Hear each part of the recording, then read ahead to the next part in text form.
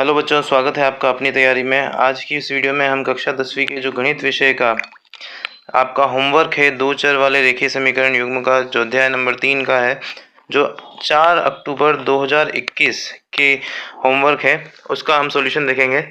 चलिए बढ़ते हैं सॉल्यूशन की ओर। सबसे पहला जो क्वेश्चन है वो आपकी स्क्रीन पर दिया हुआ है। 2x + 3y = 13 और 4x + 5y = 23। इसका सॉल्यूशन देखते हैं हम। तो बढ़ते हैं स्क्रीन में नीचे की ओर। यहाँ पर आपको इसका सॉल्यूशन मिल जाएगा। इसको विलोपन विधि द्वारा हमें सॉल्व करना है। तो यहाँ पर देखिए, इक्वेशन नंबर फर्स्ट और इक्वेशन नंबर सेकंड को हमने यहाँ पुट किया है। इन दोनों इक्वेशन में से हमें किसी भी एक के गुणांक को हमें बराबर बनाना है ताकि हम उसको विलोपित कर सकें। तो पहली समीकरण में हमारे पास में 2x दिया हुआ है और दूसरी में 4x दिया हुआ है। तो इनको 4 बनाने के लिए हम पहली समीकरण को क्या करेंगे, 2 से गुणा करके देखेंगे। तो 2 से गुणा करेंगे तो 4x + 6y = 26 बन जाएगा। अब पहली और दूसरी समीकरण को घटाने पर हमारे पास में 4x कैंसिल आउट हो जाएगा। 6x में से 5 6y में से 5y माइनस करेंगे तो y बचेगा। 26 में से 23 माइनस करेंगे तो 3 बचेगा। तो y की वैल्यू आपके पास में आ जाएगी 3। इसी तरीके से y का मान किसी भी एक इक्वेशन में आप अगर पुट कर देंगे तो आपको x की वैल्यू फाइंड आउट हो जाएगी। तो यहाँ पर आप देख रहे हैं कि हमने इसको समीकरण 1 में रखा है। तो 2x + 3 × 3 = 13। तो 9 हो जाएगा और 9 को 13 में से माइनस करेंगे तो हमारे पास में 4 बचेगा।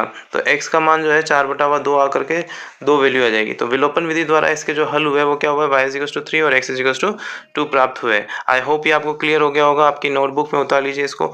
चलिए बढ़ते हैं क्वेश्चन नंबर दूसरे की ओर। दूसरा क्वेश्चन आपकी स्क्रीन पर ये दिया हुआ है। 2x + 3y = 11 और 2x - 4y = -24। इस सॉल्यूशन को भी आपको विलोपन विधि द्वारा ही करना है। तो विलोपन विधि में हमारे पास में दिया हुआ है, इसके दोनों समीकरणों को हम यहाँ पर लिखेंगे, इक्वेशन नंबर फर्स्ट और इक्वेशन नंबर सेकंड। अब इक्वेशन नंबर फर्स्ट और सेकंड में दोनों में x का जो गुणांक है वो हमारे पास में बराबर है, इसलिए हम इसमें किसी से भी गुणा नहीं करेंगे। डायरेक्ट हम इसको क्या कर देंगे, सब्सट्रैक्ट कर देंगे। तो सब्सट्रैक्ट करने पर क्या होता है कि माइनस वाली वैल्यू तो हो जाती है प्लस और प्लस वाली वैल्यू आ जाती है माइनस। तो ये दोनों माइनस वाले थे तो प्लस हो गए और ये वाली वैल्यू थी माइनस हो गई। तो 2x से 2x कैंसिल आउट हो जाएगा। अब हमारे पास में क्या बचेगा, प्लस का 4y है और प्लस का 3y है। तो दोनों मिलाकर के 7y हो जाएंगे और 11 और माइनस था जो प्लस हो गया तो 24। तो 11 और 24 हो जाएंगे 35। तो y की वैल्यू जो आ जाएगी आपके पास में 5 आ जाएगी। आई होप ये क्लियर हो गया होगा। उतार लीजिए, अपनी नोटबुक में उतारते रहिए, साथ साथ में स्क्रीनशॉट लेकर के आप। चलिए बढ़ते हैं दूसरा। इसी के अंदर अगर y का मान हम किसी भी एक इक्वेशन में रखेंगे तो 2x + 3 × 5 = 11 पहली इक्वेशन में रखने पर। तो 2x = क्या हो जाएगा आपके पास में 11 - 15 और वो हो जाएगा -4। तो x का मान जो आ जाएगा आपके पास में कितना आ जाएगा, -2। तो ये इसी से आपको सॉल्यूशन मिल जाएगा। इसका सॉल्यूशन क्या हो गया, x = -2 और y = 5। आई होप ये आंसर आपको क्लियर हो गया होगा। चलिए बढ़ते हैं तीसरे क्वेश्चन के सॉल्यूशन की तरफ। तीसरा क्वेश्चन जो आपका है वो पहले जो हमारे पास में क्वेश्चन दिया हुआ है, पहले हमने इसको प्रतिस्थापन विधि द्वारा सॉल्व किया था। 26 अंतर है दो संख्याओं का और उनका पहली जो संख्या है वो दूसरी संख्या की 3 गुनी है। तो पहली संख्या दूसरी संख्या की 3 गुनी है, तो इसका सॉल्यूशन हमें देखना है। चलिए बढ़ते हैं आंसर नंबर थर्ड। इस वीडियो को लास्ट तक देखना। आपको लास्ट में अपने जो कमेंट्स किए हैं उसमें आपके कमेंट्स हम यहाँ पर पढ़ेंगे, या फिर आपने जो अपना नाम हमें कम्युनिटी टैब के अंदर लिख करके दिया था उस नाम को हम यहाँ पे शो करेंगे। तो चलिए बढ़ते हैं। दो संख्याओं का जो अंतर है वो कितना है, 26 है। तो 26 अगर हम देखेंगे तो x - y = 26। पहली संख्या दूसरी संख्या की 3 गुनी है। तो पहली संख्या दूसरी संख्या की 3 गुनी है तो x = 3y। इससे दूसरी समीकरण बना लेंगे। तो पहली समीकरण और दूसरी समीकरण में देखिए x का गुणांक सेम है, तो x को आप विलोपित कर सकते हैं। तो विलोपित करने के लिए क्या किया जाएगा, x पहली संख्या और पहली समीकरण और दूसरी समीकरण को हम क्या कर देंगे, सब्सट्रैक्ट कर देंगे। तो जैसे ही हम सब्सट्रैक्ट करेंगे तो x कट जाएगा एक दूसरे से, और यहाँ पर 3y जो आएगा वो 1y में से माइनस होगा तो बचेगा आपके पास में 2y, और 26 एज इट इज रहेगा। तो y = कितना आ जाएगा, तो y का मान आपके पास में यहाँ पर 13 मिल गया है आपको। y का मान 13 प्राप्त होने के बाद में आप देखें y का मान समीकरण 2 में रखने पर, तो y का मान जैसे समीकरण 2 में रखेंगे तो x = 3y था, तो 3y से इसको मल्टीप्लाई करेंगे 13 को, तो 3 से 13 मल्टीप्लाई करने पर 39 आता है।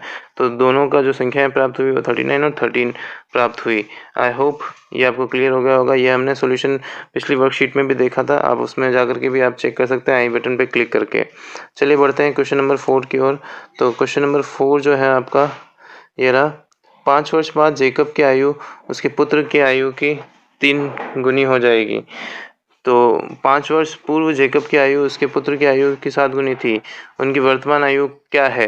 ये भी विलोपन विधि द्वारा सॉल्व करना है हमें। हमने इसको पहले प्रतिस्थापन विधि द्वारा सॉल्व किया हुआ है। आप अगर चेक करना चाहते हैं तो आप पहले प्रतिस्थापन विधि भी आप देख सकते हैं पिछली वीडियो में।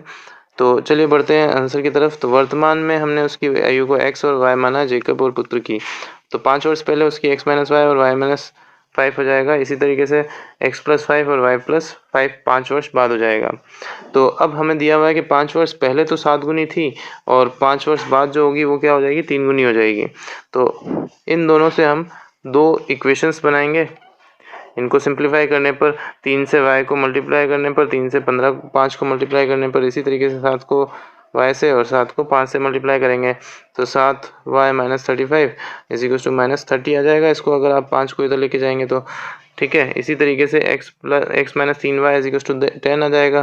तो ये 2 इक्वेशंस हमारे पास में मिल जाएगी। इन दोनों इक्वेशंस को अगर आप सॉल्व करेंगे प्रतिस्थापन विधि द्वारा तो हमने सोल्व किया था, अभी हम विलोपन विधि द्वारा सोल्व करेंगे। तो इसमें क्या होगा कि x की टर्म को हमें कैंसिल आउट करना है।